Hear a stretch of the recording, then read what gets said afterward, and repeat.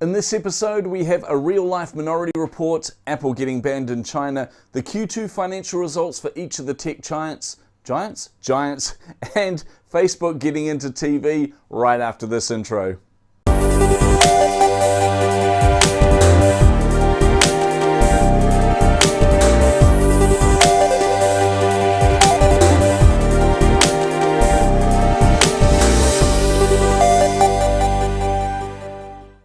Welcome to another week in digital marketing. This week, the week ending on the 29th of July, 2017. How you all doing? I'm Vince Warnock, otherwise known as Just the Geek, and we're here for AllTheGeek.com, your single source of digital marketing news. Everything from social media to search, from tech to AI. Look, if it's relevant to you as digital marketers, you know it's going to be on there.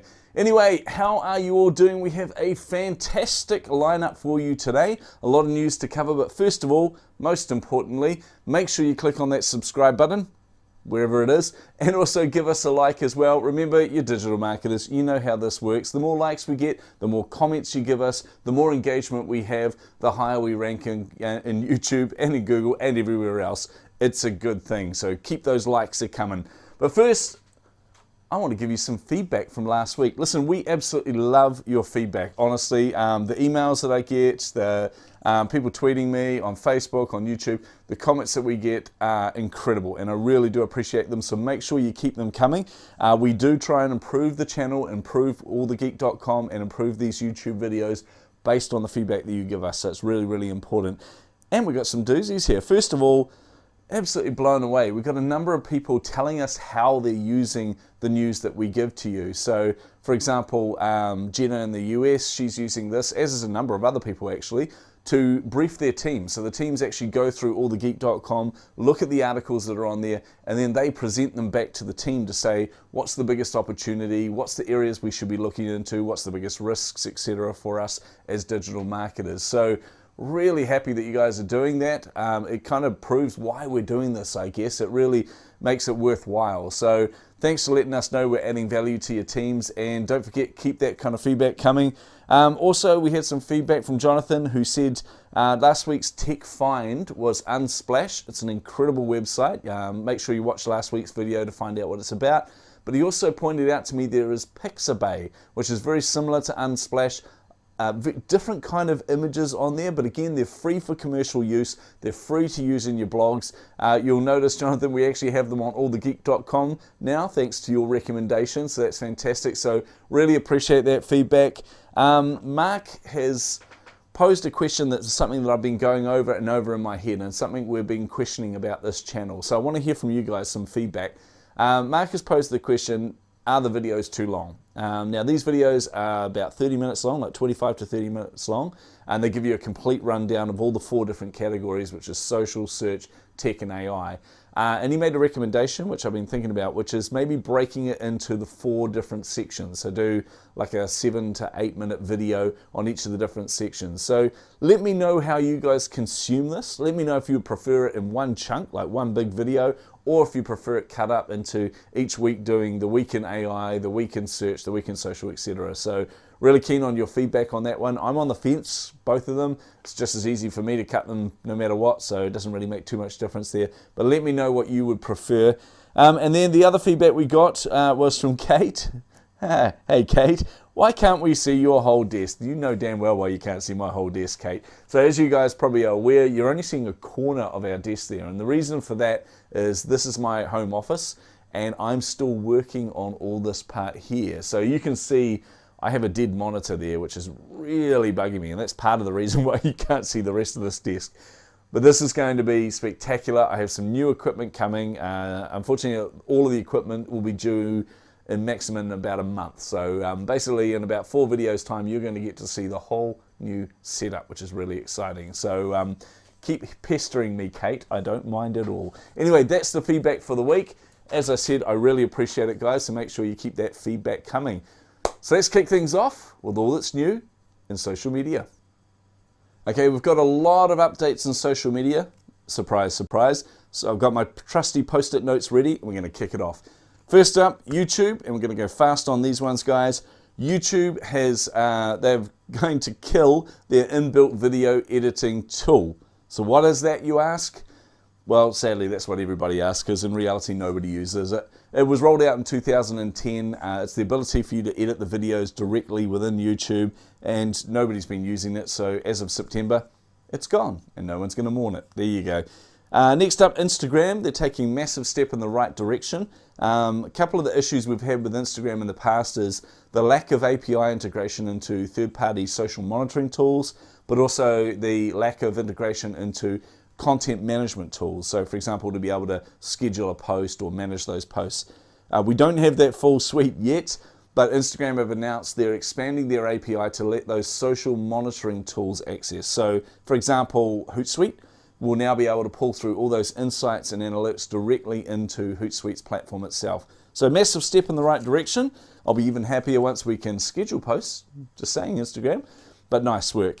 And next up is LinkedIn. Now, before I get into this, I actually had another piece of feedback during the week from you, and this is from Scott, who said, look, come on, man, take it easy on LinkedIn, right? And yes, I'm a little mean on them. They are the butt of most of my jokes in there, but I'm not going to do that this week. And not just for you, Scott.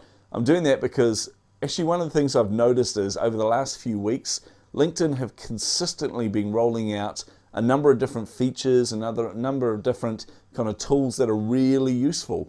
Part of that obviously is to play catch up with the other platforms, but part of it is the fact that they are constantly making these iterative changes, which is awesome. So here's a couple of them, and no hassling from me, LinkedIn. Instead, you get a couple of gold stars here.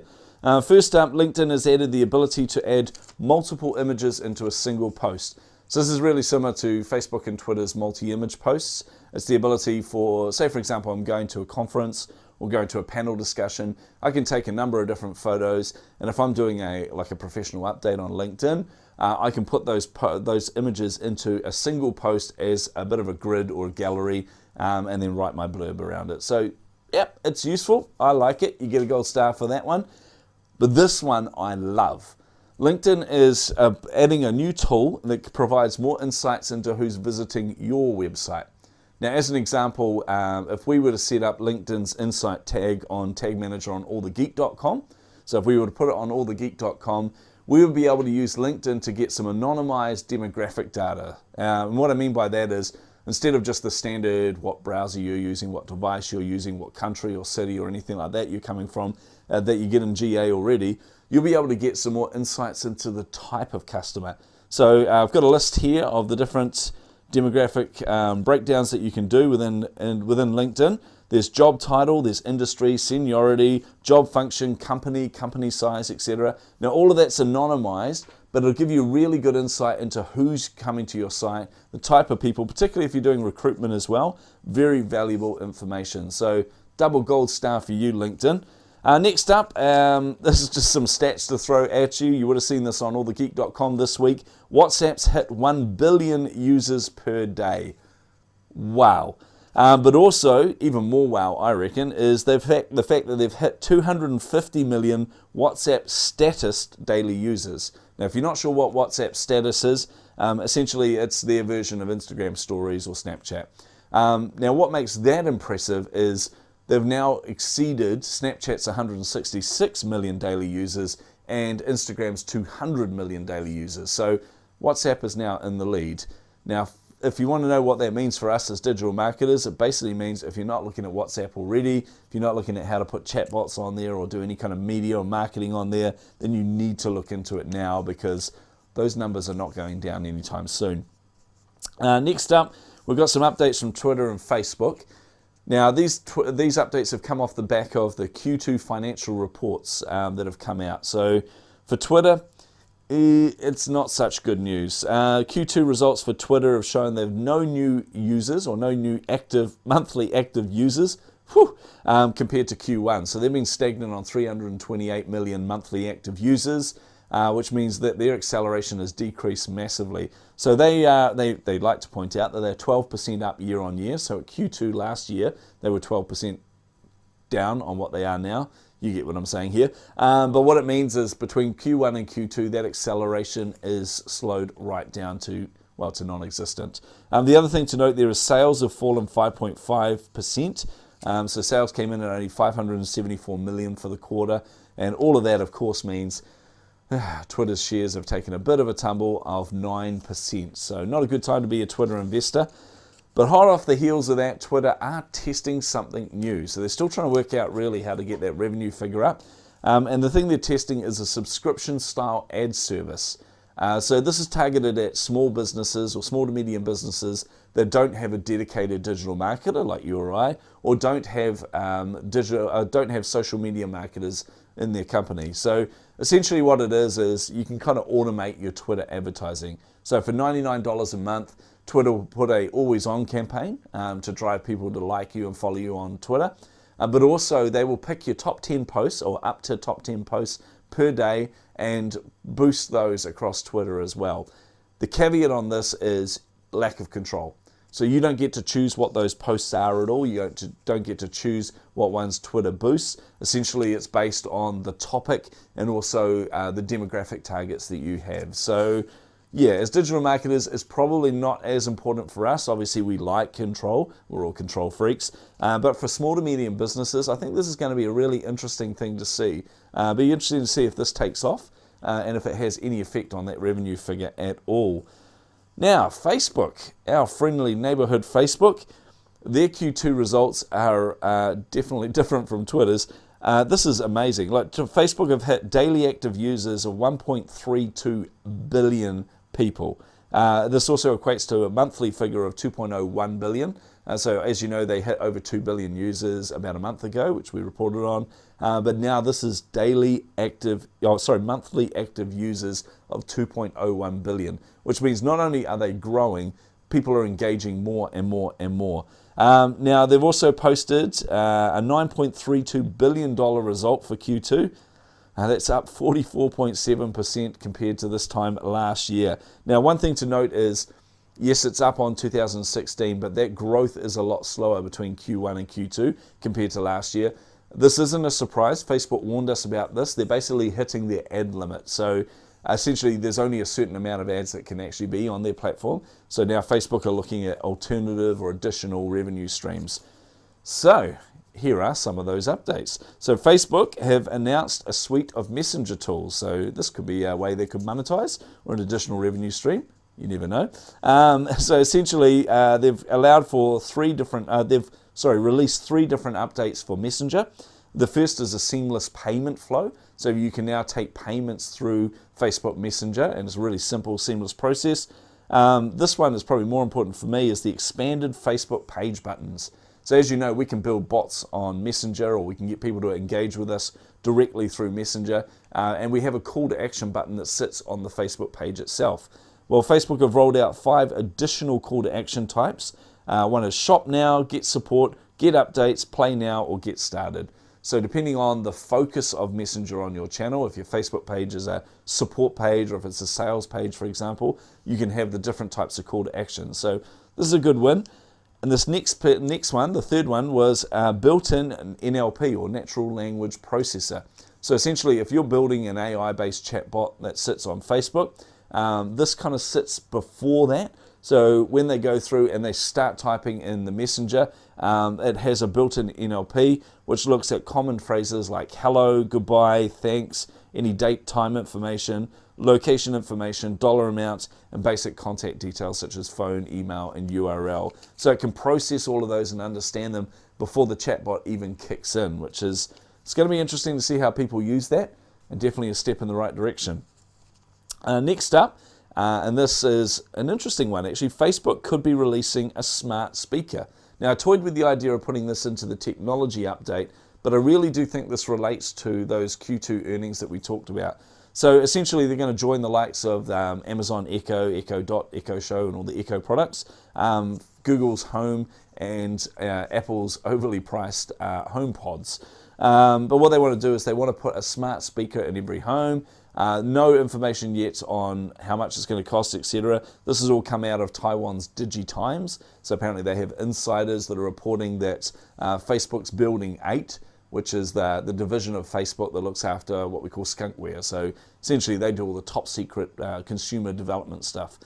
So they've reported that an insider has said that they're about to release this Facebook home speaker. Now, why would they get into that, you ask? Actually, it's a really simple one. So essentially, whoever has the data for AI wins. And at the moment, you've got the likes of Google, you've got the likes of Amazon, you've got Baidu, you've got Apple now entering this space. All of them have these devices which are essentially passive listening devices. So they're not actively recording your information and sending it to the NSA, hopefully. But what they are doing is they're observing things in the background. They're recording or taking on board the voice activations in the background, the conversations that are happening. They're looking for those triggers, but all the while they're learning. That data is incredibly valuable for AI. So whoever has all that data is going to win at AI. So Facebook don't want to be behind. So this is why they could be launching a smart speaker. And last up for Facebook and also for social media, Facebook could be, according to Bloomberg, going to be releasing Facebook TV in a couple of weeks' time. Now, what is Facebook TV, you ask? Great question. It is essentially some original content and original video programming that you're going to be putting on Facebook.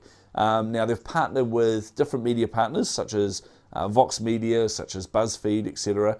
And they're producing these 5 to 10 minute shows or 5 to 10 minute pieces of content that they're going to put on Facebook. So how it works at the moment, any ad revenue will go to the partners, but Facebook take 45%. Now they're working towards a different style, which is these kind of 20 to 30 minute shows. So we'll get into almost proper original programming. And from that, of course, Facebook will take a larger cut of that. So yeah, this is going to be interesting. It's certainly going to open up different avenues as digital marketers as well. I don't think the content's going to be anywhere near as powerful as Netflix, which reminds me, Defenders is coming up very soon. Sorry, got sidetracked there. Anyway, that's it for social media. Next up, what's new in search? Okay, only a couple of updates here in search for us this week. First up, of course, Google's Q2 earnings, or should I say Google's parent company, Alphabet, their Q2 earnings, which were honestly staggering. So they've reported a $26 billion revenue for Q2. That's up 21% year on year from this time last year. And it's worth noting that of that $26 billion, $22.7 billion was all from paid search. So paid search is certainly keeping Google afloat. And honestly, they're not going anywhere anytime soon. Now, it's interesting to note that both the revenue and the earnings figures were up on what Wall Street had predicted for Q2, which is an incredible sign, especially considering Google has just been fined $2.7 billion from the EU in an antitrust settlement. So great results, and hopefully that's going to be pumped into even more technological advances. But next up from Google, this one I'm not so happy about. You would have seen this on AllTheGeek.com. Essentially, Google is taking out site links, or changing site links rather. So if you're not sure what site links are, when you search for, say, AllTheGeek, you'll see AllTheGeek's result, and then you see some kind of pages from AllTheGeek, like our About Us page, our Learning page, etc., etc. So Google's taking away those site links and putting them back as a carousel, almost like a tag. So you'll just see under that About Us, Learning, etc. The reason I'm not so happy about this, I mean, I understand why Google are doing it. Real estate is really valuable to them. Anywhere that they can kind of put more ads or be able to put different kind of features is going to be really valuable to them. But the reason I don't like this is consumer behavior. So when you're searching for a company and you see those pages, they're really, really clear. All of a sudden, those pages are gone. You're just going to see these tags down there. In all honesty, that's what I thought when I saw them at first. It was like I thought they had just added tags in. So I think we're going to see a lot less people going directly to those pages and instead going directly to your home page. So hopefully your site's navigation is up to speed. So that's it for search. Not much this week. Next up, all the things new in tech. Okay, a few updates in tech this week. First up, Jeff Bezos. You know, the Amazon guy. Well, for a very split second, he was the wealthiest man in the world. So he overtook Bill Gates. That was, of course, until Amazon released their Q2 figures, and then, of course, he dropped back down to second place again. But that being said, Amazon's Q2 figures, which is actually what this story's about, just a bit of clickbait there about Jeff. The Q2 earnings are incredible. Again, $197 million profit. That's off the back of $38 billion worth of sales. Let's pause and think about that for a moment. $38 billion worth of sales. Wow. I know a large chunk of that is my new desk setup that's going to be coming soon. Awesome. Now that's down 77% year on year, but there is a reason for that. The reason is Amazon are actually actively investing back into the company. So they're putting it into areas like AI development, into AWS, into the Echo products, Echo Show, all the new technology that they're putting out there. So it's still an astounding kind of return from them. The other interesting thing to note was Amazon Web Services. So they had $916 million income came from the AWS. That's up 28% year on year. So everything's looking rosy for Amazon and will continue to do so. And in fact, they're just about to roll out in Australia. So fingers crossed we get them here in New Zealand very soon. Next up, Apple in the I'm not surprised at all kind of news category. Apple has removed all VPN services from the App Store in China. Now, the reason that this is not a surprise really is because it's illegal in China. Essentially, China's regulation disallows any kind of VPN-based service. As we know, it's a highly regulated, highly monitored country. And yeah, using a VPN can kind of get around that. So China's not happy about it. They've talked to Apple. Apple have now removed them all from the App Store. Yeah, not surprised about that one at all. Next up, Microsoft Paint. This is the story that's not a story. Microsoft have deprecated Microsoft Paint. So essentially what that means is, you know, the old application we used to use when we were young. Yes, I was young once. Essentially that's no longer going to get any kind of support or any kind of updates, etc. Instead, Microsoft's going to be putting their effort into 3D Paint, which is a different application but does more or less the same kind of thing. Now, interestingly, every hippie and every kind of hipster geek out there kind of threw their arms up in the air and said, no, you must protect Microsoft Paint. Oh, it's a legacy product. Come on, none of us use it, right? We all use Photoshop or whatever else you use. In all honesty, the only people that are using Microsoft Paint are the hipsters. So, yeah, I'm not going to cry any tears over that one. Good move, Microsoft. Anyway, that's it in technology. Next up, we've got a few updates in AI.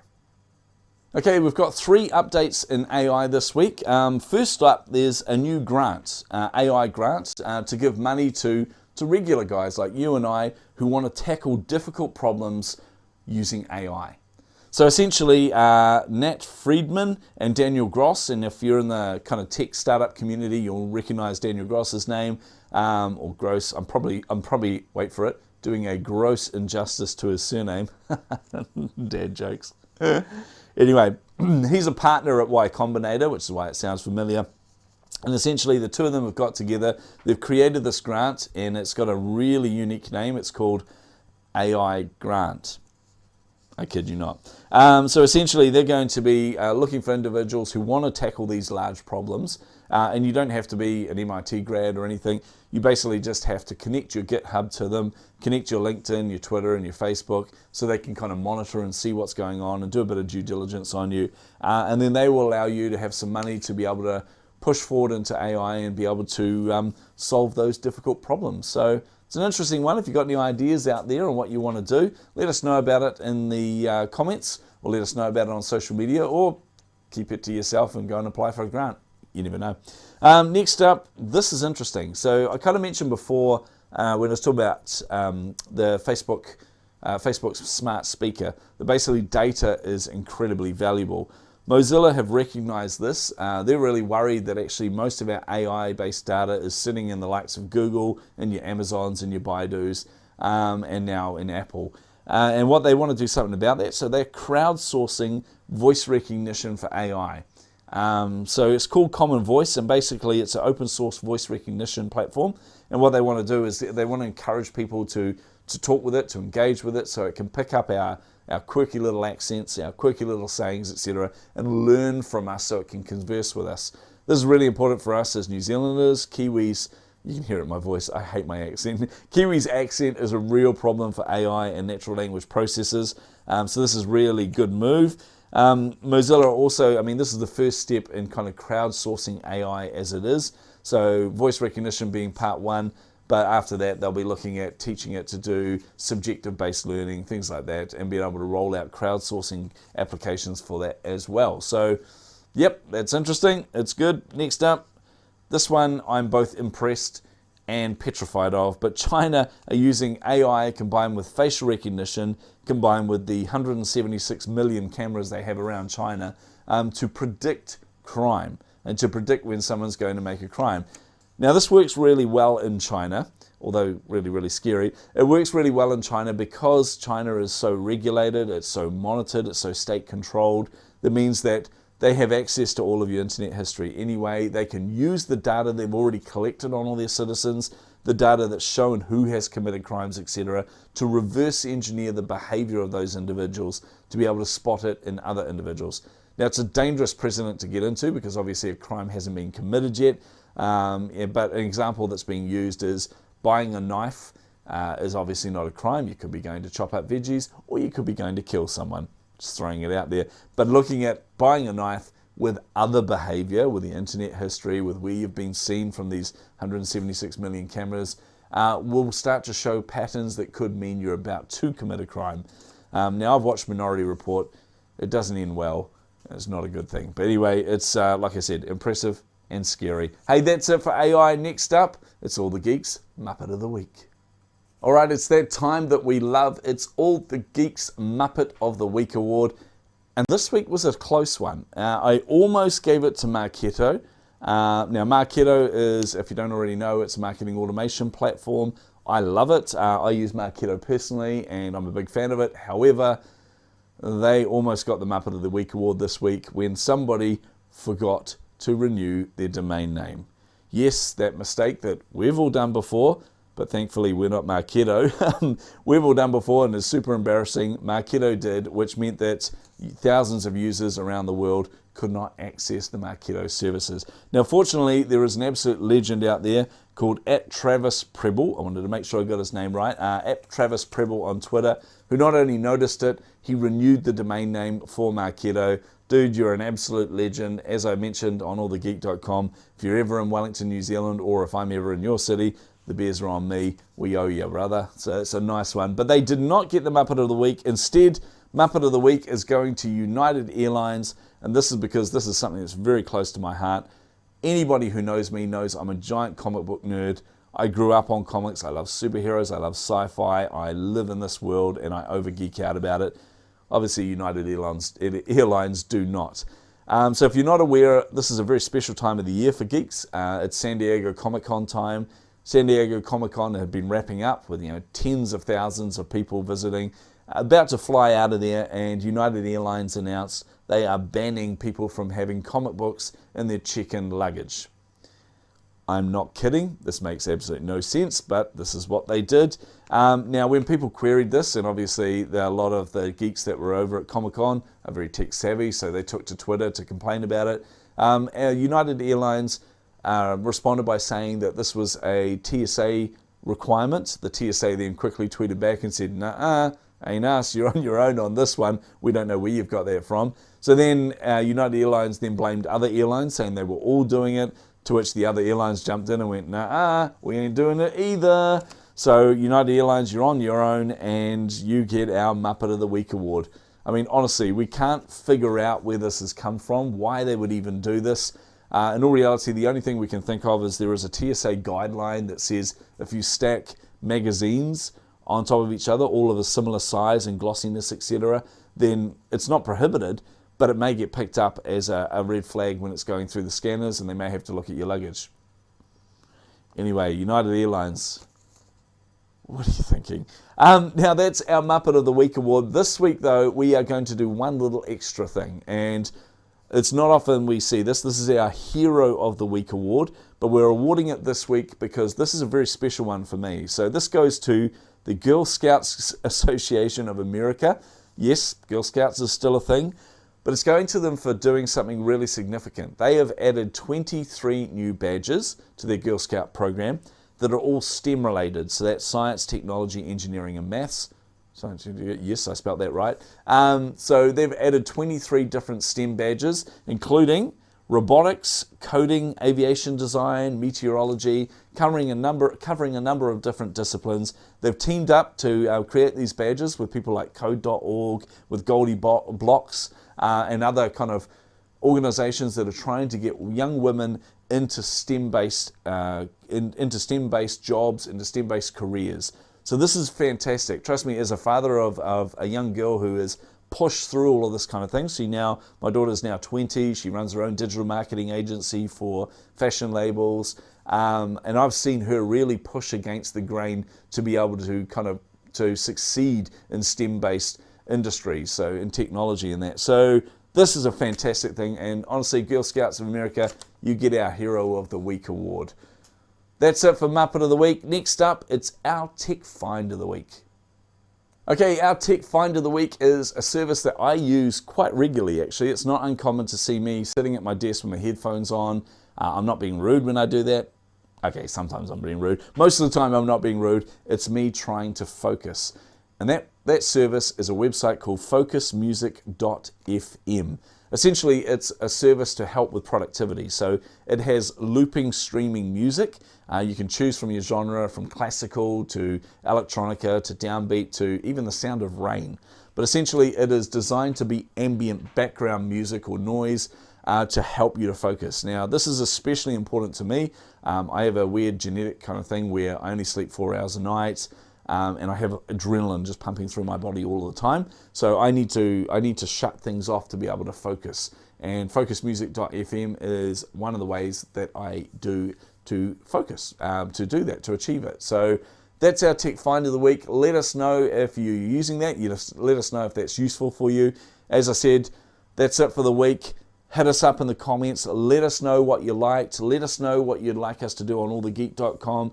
Any ways that you're using the information that we give you, any improvements you can suggest, and any use cases for any of the different developments that we release on AllTheGeek.com and we talk about in this video. You never know, you might even feature in a future video. So that's it for me. I'm Vince Warnock. You guys have been fantastic as always. Hope you enjoyed our fireside chat. Yes, thinking of changing the name to Fireside Chats with Uncle Vinny. I'll see you guys next week.